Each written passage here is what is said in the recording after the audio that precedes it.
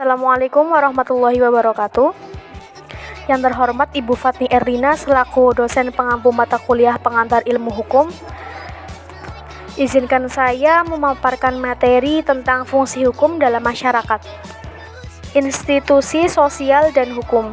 Hukum sebagai institusi sosial adalah hukum lebih daripada suatu sistem peraturan belaka, melainkan juga bagaimana ia menjalankan fungsi-fungsi sosial dalam dan untuk masyarakatnya, seperti mengintegrasikan perilaku dan kepentingan para anggota masyarakat, sistem sosial dan pengendalian sosial.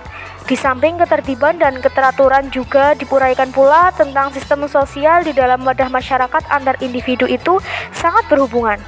Melakukan kontak-kontak untuk berbagai keperluan, hubungan itu ternyata tidak bersifat kacau, melainkan merupakan proses yang berjalan secara teratur.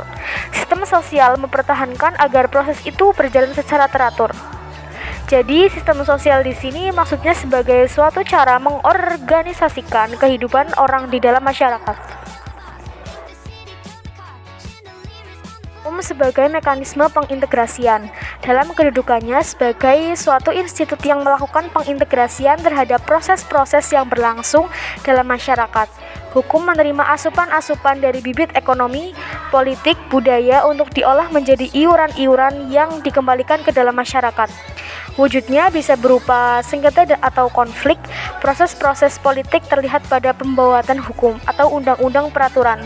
Hasil-hasil pembuatan hukum itu menjadi ukuran tentang bagaimana hukum sebagai mekanisme mengintegrasi dan menyelesaikan persoalan-persoalan yang dihadapkan kepadanya. Hukum sebagai rekayasa perubahan. Pendapat Rusli Effendi yang menegaskan bahwa suatu masyarakat dimanapun di dunia ini tidak ada yang statis.